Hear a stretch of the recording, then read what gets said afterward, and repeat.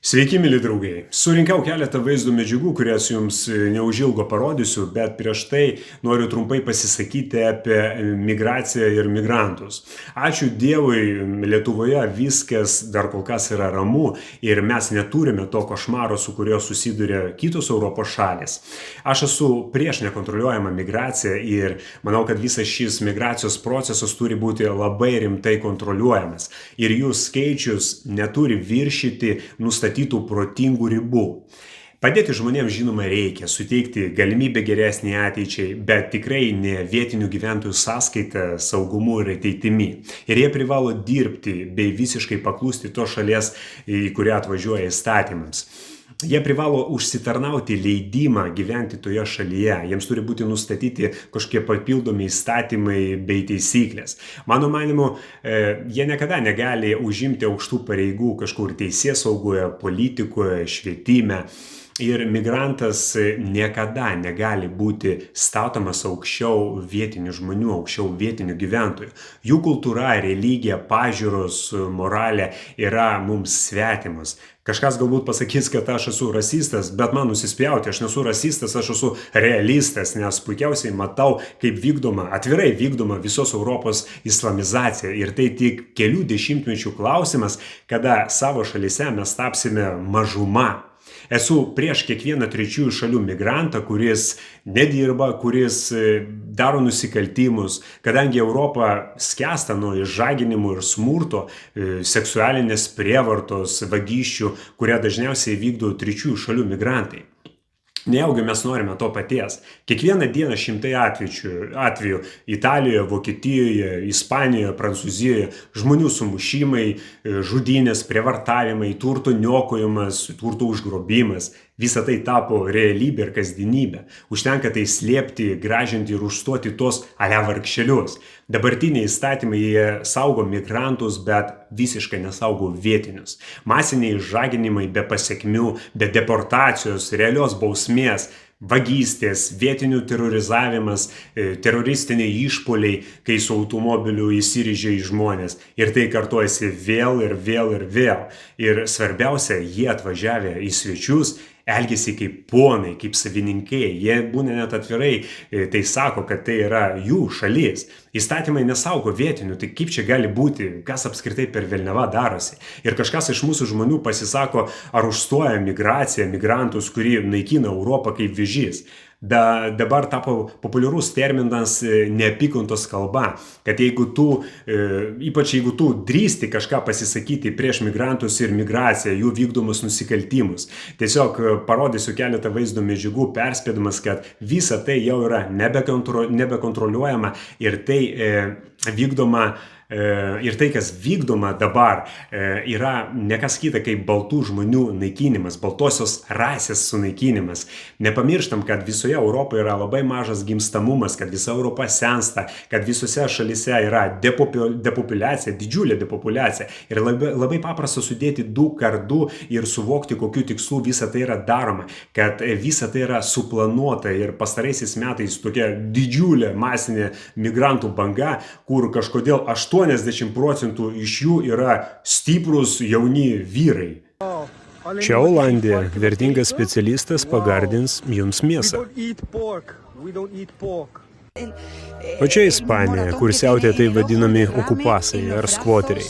Ispanų pora sugrįžo namo po 2 savaičių atostogų ir aptiko nekviestus svečius.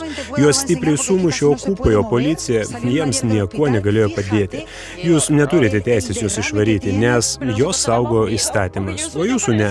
Ir jūs turite būti svetingi. O jei bandysite juos išvaryti, tai jūs sumuš ir jūs būsite kalti. Čia afrikietis migrantas bandė pagrobti jauną mergaitę. Atspėkite, kokiam tikslui. Ačiū Dievui, drąsi moteris nepabijojo, netapo abejinga ir išgelbėjo mergaitę. I'm following you.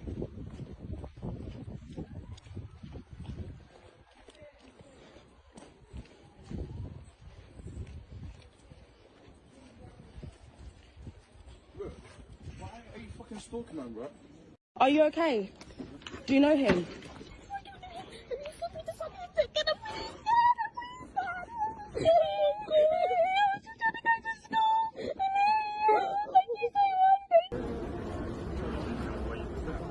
Bukingemo rūmai matyt tapo jau viešuoju tualetu.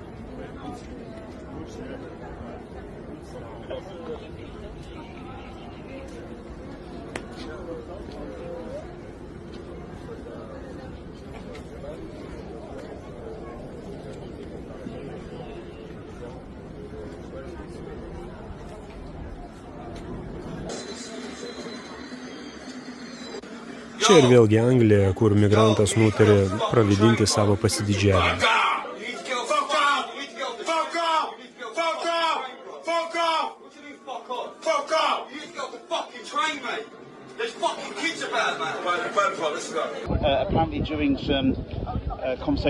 O čia Anglijoje išrašė 500 svarų baudą senyvo amžiaus žmogui už tai, kad frazė "kalbėkite angliškai" dabar yra vertinama kaip neapykantos nusikaltimas, kadangi tai gali įžeisti musulmonus.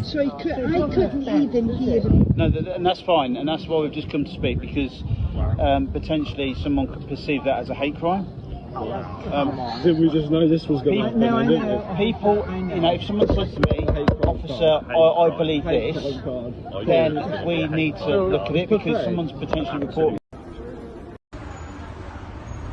O Roma tai dabar puikiai vieta išsituštinti tiesiog gatvėje. Finito devi pulire per culo.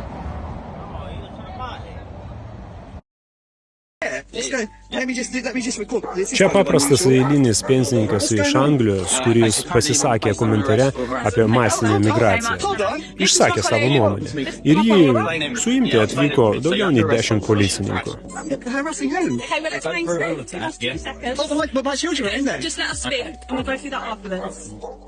Harassing for who? I don't understand. You do not have to say anything, but it may harm your defence. I don't know what's going on. Let me explain the question, okay? You do not have to say anything, but it may harm your defence if you do not mention one question something later on in court, okay? Anything you do say may be given an But I completely don't understand. Do you understand the full? I don't understand what you're doing. Okay. I've got 3 young children. Okay. Yes, I'm listening. Right, so you're under arrest currently. O čia Europos vaikai mokinami lenktis Alachui, jeigu neklystu, tai Italija. Čia, kaip matome, islamo šventė Kurban Bayram, vykusi gegužės 27 dieną Milane.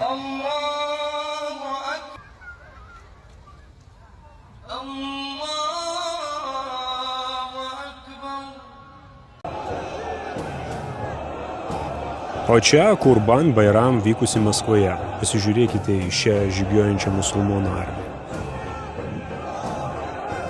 Pasidarome išvadas patys ir nepriimkim to, kas mums yra svetima ir pavojinga gyvybei ir mūsų vaikų ateičiai.